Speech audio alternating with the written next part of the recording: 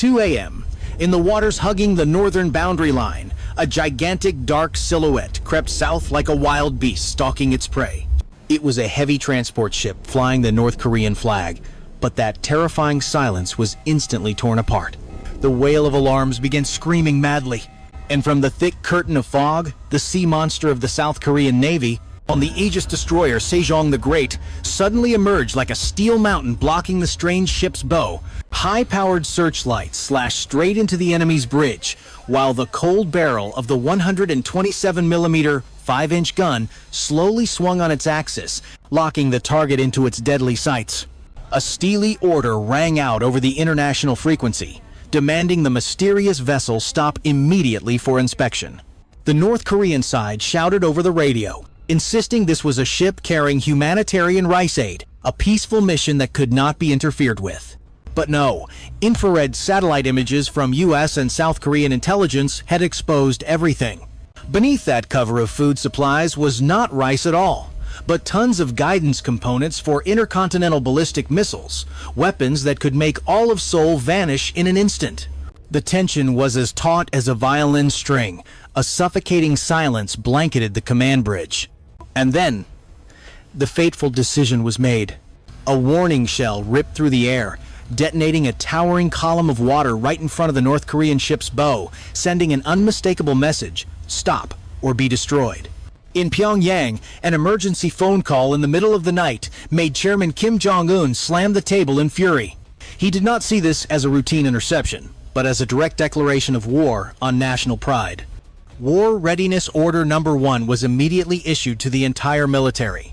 The secret missile silo doors began to swing open. The Korean peninsula officially entered H-hour.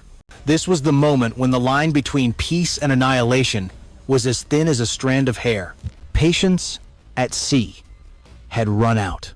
The steely warning from the 127mm 5-inch guns of the destroyer Rock Sejong the Great seemed to do nothing to shake the iron will of the North Korean transport ship. Instead of slowing down, the steel monster flying the red flag with yellow star suddenly roared with crazed growls from its engine room. Thick black smoke belched from the exhaust like the breath of death itself. It suddenly accelerated, charging straight toward the formation of South Korean warships on a suicidal collision course. On Sejong's command bridge, the air grew dense and icy to the bone. The advanced Aegis radar system continuously emitted shrill warning signals. The display showed the target's movement vector glowing blood red. The South Korean captain clenched his teeth, bloodshot eyes burning with rage. He understood that the enemy was playing a do-or-die game, a game in which the crew's lives were mere pawns on a political chessboard. There was no time left for ordinary rules of engagement.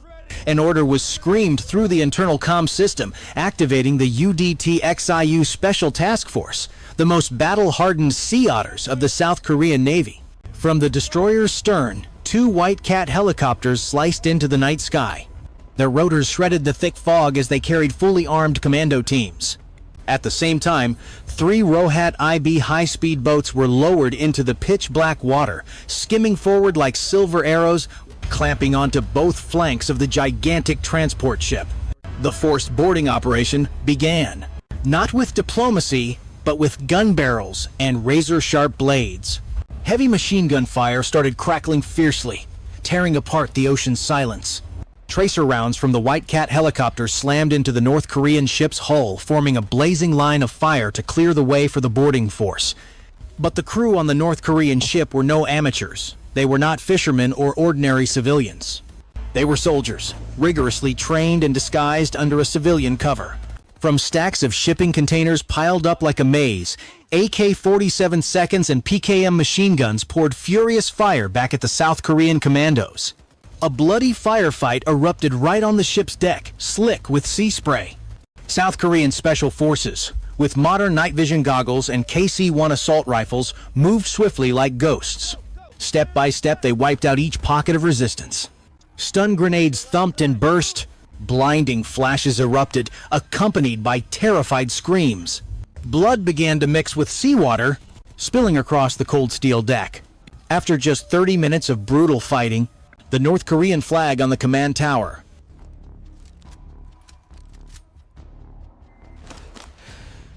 especially the unit commander, who was staring at them with eyes burning with vengeful fire. When the hatch of cargo hold number 3 was opened, a horrifying truth was exposed under the tactical flashlights. There was not a single grain of rice here. Lying motionless in carefully lead-lined crates were sophisticated electronic components, specialized gyroscopes for ballistic missiles, and hundreds of directional warheads. This was not humanitarian aid. This was a shipment of death. It was raw material for forging the nuclear blade that Pyongyang had been sharpening. News of the cargo ship's seizure and the crew being subdued reached Pyongyang faster than the speed of light, down into a top-secret underground command bunker deep beneath the capital. Kim Jong Un stared at the report screen with a face devoid of emotion, a chilling coldness that heralded the coming storm. He did not say much, just dropped a short sentence with enough weight to shake the entire peninsula. Open fire. That was the signal for Scenario Huizetsen. Along the 38th parallel, known as the most heavily armed border in the world, seemingly harmless limestone mountains suddenly shook violently. Huge steel doors, camouflaged under forest cover, slowly swung open to reveal black, cold gun batteries pointing south. They were hundreds of 170mm, 6.7-inch, coke sand self-propelled guns, with ranges reaching all the way to downtown Seoul, and thousands of 240mm, 9.4-inch multiple rocket launchers. And then, the earth roared with the scream of demons. Thousands upon thousands of artillery shells were fired at once, creating a terrifying sight never seen before. The night sky over the border suddenly lit up like daytime with streaks of blazing red fire. They crisscrossed like a death net dropping over the enemy's head. The overlapping detonations formed a sound that seemed to rise straight from hell. The targets were not only forward military bases, but also bustling residential areas on the outskirts of Seoul and frontline islands like Yongpyong.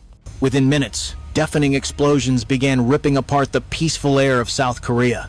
Thick black columns of smoke billowed upward. Buildings shook violently, glass shattered and rained down onto the streets. Air raid sirens wailed mournfully across every street. Panicked civilians fled into subway shelters, reliving the painful memories of a war more than 70 years ago. On Yongpyong Island, history repeated itself, but with far greater brutality. Earth and rock were blasted skyward. Fires raged everywhere. Even reinforced concrete fortifications shook violently under the power of North Korean shells. Communications were disrupted. The cries for help from soldiers and civilians were drowned out by the harsh roar of TNT explosions. This was the Sea of Fire doctrine that North Korean generals had warned of for decades, now turned into stark reality. But South Korea was not a weak nation resigned to its fate. The moment the first North Korean shells hit, the Arthur counter-battery radar system immediately traced their ballistic paths, calculating the exact positions of enemy artillery units with an error rate close to zero. Tactical computers transmitted targeting data to every fire unit in an instant. Counter-attack. All King Thunder units, free to fire. The order from the U.S. Rogue Combined Forces Command rang out like steel, and from well-protected bases, the Jin Thunder guns, the pride of South Korea's defense industry, began to thunder in reply. With a rapid fire rate of 3 rounds in the first 15 seconds, hundreds of 155mm, 6.1-inch barrels spat shells at once, smart rounds streaking out with pinpoint accuracy, slicing through the air toward the artillery caves where North Korean guns were hidden in the mountains. Not only artillery joined the fight, the low-altitude missile defense system, dubbed the Korean version of an iron ring, also entered the battle. Interceptors launched continuously, drawing twisting white trails across the sky as they raced to intercept North Korean rockets. Muffled explosions in the air bloomed into deadly fire flowers, blocking most of the storm of fire raining down on key civilian areas. However, North Korea's artillery numbers were simply too great. A textbook war of attrition, by sheer mass. No matter how modern South Korea's defenses were, there were still deadly gaps. Some shells still slipped through the defensive net, slamming into substations, power plants, and vital transportation arteries, causing unprecedented chaos. The glow from the explosions reflected off the night sky, turning the entire border region red, painting an apocalyptic and haunting picture. At sea, the North Korean ship had been captured, but the price being paid was rising exponentially with every second. The elite commandos on board looked toward the mainland, where the horizon was in flames. They understood that their mission was only the opening shot of a far more brutal war. They had won a small battle on the ship's deck, but their entire country now stood on the brink of losing an all-out war. In underground tactical bunkers, South Korean staff officers were racing against time to coordinate fire support. Meanwhile, squadrons of F-15 Kelvin's Slam Eagle fighter jets had received orders to refuel and rearm, ready to take off and deliver airstrikes in retaliation. But on the other side of the front, North Korea had not yet played all of its trump cards. Artillery was only the opening act. Short-range KN-23 ballistic missile launchers were being raised into firing position. Ammunition trucks rumbled through the darkness, preparing for a more insidious strike aimed straight at the heart of the enemy's air power. This night would be an endless one for the people of the Korean Peninsula. Blood had been spilled, fires were burning, and the monsters of war had truly awakened after more than half a century of slumber. The whole world held its breath, watching every development, because everyone understood that just one more misstep and these flames would incinerate not only Seoul or Pyongyang, but could spread across all of Northeast Asia. If the opening bombardment was merely a series of brutal slaps across the border, what came next was the true strategic nightmare that made the Pentagon and the Blue House break out in a cold sweat, giving the enemy no time to recover. After the artillery storm, Kim Jong Un went all in, revealing the most dangerous trump card in his short-range arsenal. From dense forests north of Pyongyang, columns of wheeled, self-propelled launch vehicles tore through their camouflage, raising missiles known as the North Korean version of the Iskander KN-23 onto their launch rails. No dramatic countdown, only the roar of solid fuel engines shredding the night air. Blazing pillars of fire hurled those deadly steel bodies into the upper atmosphere at supersonic speed. Their targets were not civilians, but the vital organs of South Korea's military, the strategic air bases at Osan and Kunsan, where U.S. and South Korean fighter squadrons were preparing to take off. KN-23 seconds did not follow traditional parabolic trajectories like old Scud missiles from the Cold War. They skimmed along at low altitude, and in the terminal phase, as they dove on their targets, they pulled sudden high-G maneuvers, weaving like a cobra to deceive defensive radar systems. This was a classic strike to cripple air combat capability, intended to pin U.S. and South Korean jets to the runway. But the U.S. ROC alliance had been preparing for this scenario for decades. The moment SBIRS early warning satellites in orbit detected the infrared signatures of the launches, the missile defense network was immediately activated. The Iron Ring could handle artillery, but for these ballistic monsters, the stage belonged to the giants THAAD and Patriot PAC-3 at the Seongju Military District. The AN, divided by TPY-2 X-band radar, the eyes of the THAAD system, pivoted north, sweeping the sky to lock onto the targets. Launch tubes stood upright, and interceptor missiles leapt away with terrifying acceleration. The clash took place at altitudes of tens of thousands of feet. Far beyond human sight, only bright blips on radar screens marked the deadly impacts. Hit-to-kill technology turned each interceptor into a bullet fired at another bullet streaking along at Mach 6. Over Osan, the Patriot PAC-3 system roared, launching waves of low-altitude interceptors that formed a fiery shield over the runway. Booming explosions rolled across the night sky, missile fragments raining down like a storm of metal. Even with the shield working at full capacity, 2 KN-23 warheads still slipped through the narrow gap, slamming into the fuel storage area and part of an auxiliary runway at Kunsan Air Base. A gigantic fireball erupted, lighting up a whole section of the sky, the blast shaking the ground and tossing nearby F-16 seconds around like toys. Strategic patience had come to an end. The United States officially threw off all operational restraints. From Seosan Air Base, the pride of the South Korean Air Force, a squadron of F-15 Kelvin Slam Eagles roared into the dark sky, carrying under their bellies Taurus KEPD-350 long-range cruise missiles, bunker-buster killers capable of punching through up to 20 feet of reinforced concrete. The F-15Ks began a precise surgical strike campaign. At the same time, from Misawa Air Base in Japan, the Ghosts of the Sky, USS, Air Force 5th generation F-35 Ampere's Lightning II stealth fighters quietly took off, melting into the night as they pointed their noses toward the 38th parallel. Their mission was not carpet bombing, but hunting down and destroying North Korea's mobile missile launchers. Before those launchers could reload for a second salvo, but war has never been a matter for just the two Koreas alone. The gunfire in Korea instantly triggered the most sensitive nerves in Beijing and Moscow. Along the China-North Korea border, the air was thick with the smell of gunpowder and diesel. China's 78th Group Army, an elite formation specializing in the Northeast Asia direction, was placed on the highest alert. Hundreds of Type 99 Ampere's main battle tanks rumbled toward the Yalu River, their guns pointing straight south. China did not fire a shot, but the presence of ground forces and long-range HQ-9 air defense complexes across the river was a steely message to the White House. Do not cross the red line. The Pyongyang regime must not be allowed to collapse. Beijing feared a tidal wave of millions of refugees flooding across the border. And more importantly, it would never accept U.S. troops pressing up against its strategic doorstep. Far to the north, the Russian bear also awoke.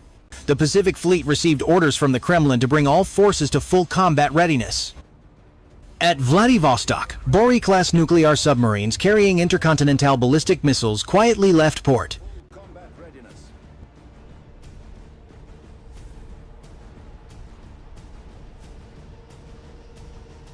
If the United States intervened too deeply, the game would no longer be confined to the Korean peninsula. Back in the skies over North Korea, a terrifying air battle was beginning.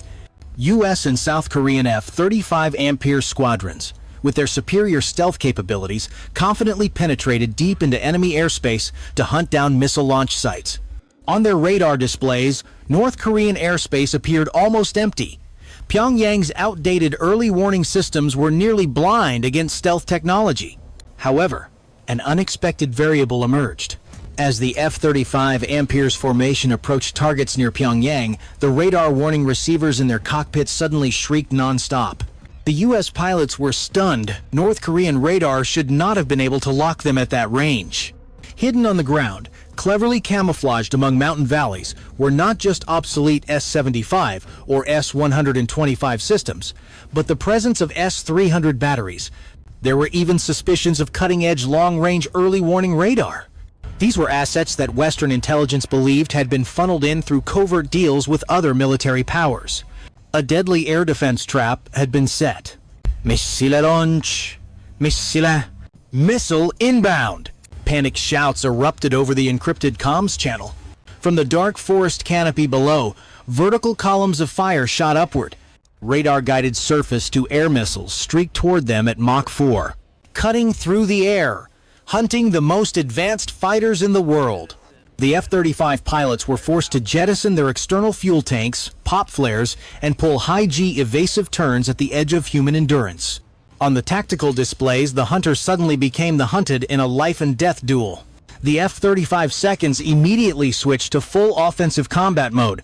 They activated powerful electronic warfare suites, jamming the entire enemy radar band and turning North Korean air defense operators' screens into a blinding white blur. At the same time, AGM-88 HARM anti-radiation missiles were launched, homing in along enemy radar beams to slam into air defense command posts. Massive explosions followed one after another. North Korean radar sites were blown away, but the price on the other side also began to show. A South Korean F-15 Kelvins flying low to release guided bombs was unlucky enough to fly into the kill zone of a ZSU-234 self-propelled anti-aircraft gun. Streams of 23mm rounds shredded its left wing. The jet burst into flames, and the pilot ejected in haste into a sky lit up by fire, falling into enemy territory. The war had escalated beyond control. The U.S. and South Korea realized that destroying North Korea's military capability was not as easy as computer simulations had suggested. Pyongyang had turned the entire country into a hardened underground fortress. With a dense air defense network and formidable covert backing from major powers, the night sky over the Korean peninsula now blazed with fire. But the most terrifying element had yet to appear. In a secret bunker, Kim Jong Un watched the battlefield with a hardened expression. His conventional forces were taking heavy losses under the overwhelming air power of the U.S. and South Korea. It was time to employ the ultimate sword to ensure the regime's survival. He turned to a trusted general and ordered the nuclear briefcase opened. An encrypted signal was sent to the strategic missile forces. The world held its breath. Conventional war was slowly shifting into a new phase, more brutal and destructive than any scenario ever written. Tactical nuclear war. Radio signals from North Korea's central broadcasting station suddenly broke in on all emergency frequencies, delivering a chilling message that left Washington and Seoul stunned. A steely, threatening voice declared, "If the American imperialists do not immediately cease their aggression, Mount Pektu will erupt in fiery rage." The Hwasong 3-1 tactical nuclear warheads have been activated. Seoul will be reduced to ashes within 10 minutes. This was no longer the usual empty threat. U.S. KH-11 reconnaissance satellites confirmed that silo doors at the secret Yangzhou missile base were fully open. The heat output from the missile engines was skyrocketing. A tactical nuclear warhead with a yield of 10 kilotons, enough to flatten Gangnam District and kill hundreds of thousands of people instantly, was sitting on the launcher, waiting for the final launch order. Time was no longer being counted in hours, but in seconds. In the White House Situation Room, the air grew thick and heavy. Every diplomatic option was now far too late. With an extremely tense expression, the U.S. president nodded and ordered the activation of the most brutal, yet only viable option left. The kill chain operation, a preemptive decapitation strike aimed at cutting off the snake's head before it could spit its venom. From Andersen Air Force Base on Guam, the massive ghosts of the Cold War awakened. 3 B-1B Lancer strategic bombers, nicknamed the Deadly Swans, had taken off earlier and were circling over the waters of Japan, awaiting orders. The moment they received the authentication codes, these supersonic giants banked hard, accelerating to Mach 1.2 as they headed straight into North Korean airspace. Under the bellies of the B-1Bs were not ordinary bombs. They carried the mother of all bunker busters, the GBU-57 MOP. This 14-ton, about 31,000-pound monster was designed for one purpose only: to drill through 60 meters, about 200 feet, of reinforced concrete or 40 meters, about 130 feet, of granite before detonating. Its target was the Supreme Underground Command Bunker, where Kim Jong Un and his inner circle were sheltering. To clear the way for the B-1Bs, a formation of USF-22 Raptors carried out a localized electromagnetic strike. A Champ missile was launched. It emitted ultra-powerful microwave pulses, frying the entire radar network, communication systems, and electronic circuit boards of North Korea's air defenses within a 50-kilometer, about 31-mile, radius around Pyongyang. North Korean radar screens went completely dark. The air defense missile batteries became lifeless, heaps of scrap metal. Pyongyang was blind and deaf in those fateful moments. On the ground, an even more dramatic scenario was unfolding. Taking advantage of the chaos caused by the airstrikes, South Korea's 13th Special Forces Unit, in coordination with U.S. DevGru, secretly infiltrated deep behind enemy lines. Using stealth-modified MH-60 Black Hawk helicopters flying just above treetop level to evade radar, they inserted into a mountainous forest area about 2 kilometers, around 1.2 miles, from the command bunker. These were some of the most elite soldiers in the world, equipped with exoskeleton combat suits for enhanced mobility and full panoramic night vision goggles. They moved like ghosts through the defensive perimeter. Silenced gunshots whispered. Soft, muffled pops took down North Korean sentries who were already panicking from the communications blackout. Their mission was to paint the target with laser guidance for the GBU-57 bombs and confirm the bunker's destruction. In the sky above, the lead B-1B had reached its release point. The bomb bay opened, and 2 GBU-57 seconds dropped, their speed increasing brutally under gravity. Their sharp zipping tore through the air, like the shriek of a freight train plunging down from the heavens. The ground shook violently, like a magnitude 7 earthquake on the Richter scale. The first bomb slammed into the mountainside, burrowing through soil and rock, then punching through layers of concrete several feet thick like a hot needle through butter. A second later, a dull, heavy explosion rumbled up from deep underground. But that was not the end. The second bomb plunged straight into the hole created by the first. An astonishingly precise bombing technique, driving even deeper into the very heart of the command bunker before detonating its massive explosive charge.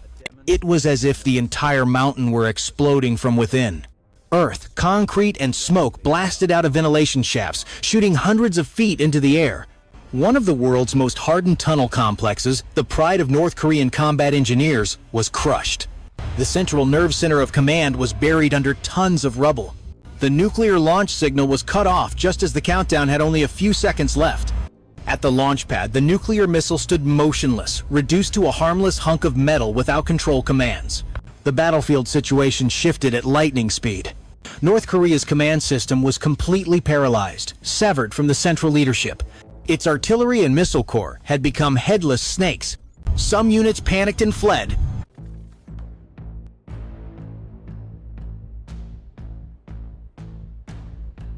Just then, a new strategic variable emerged, preventing the total collapse of North Korea and also blocking the United States from occupying the entire peninsula. China officially intervened. They did not open fire on U.S. forces, but Beijing made a masterful strategic move. The 78th Group Army crossed the Yalu River, advanced about 50 kilometers, around 31 miles, into North Korean territory, and established a security buffer zone. At the same time, China's president personally called the U.S. president on the Red Hotline, delivering a cold but weighty message. "We have taken control of North Korea's remaining nuclear stockpiles to ensure their safety. Any U.S. or South Korean force that crosses the 39th parallel will be considered to have declared war directly on the People's Republic of China."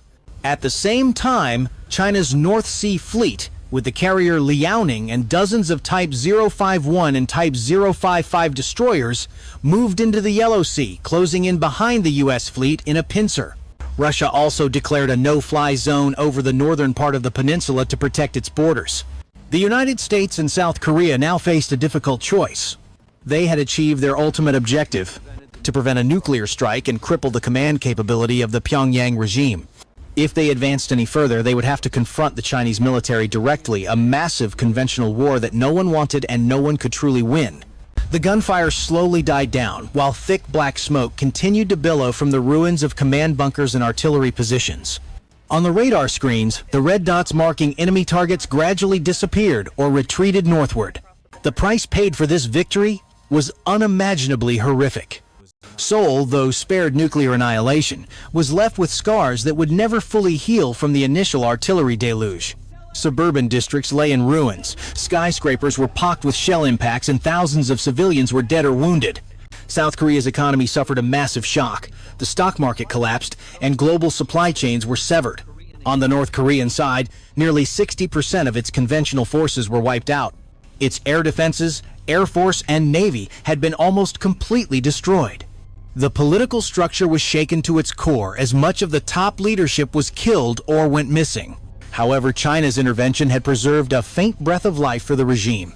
North Korea was no longer a fearsome nuclear menace, but a shredded military buffer zone under Beijing's tight protection.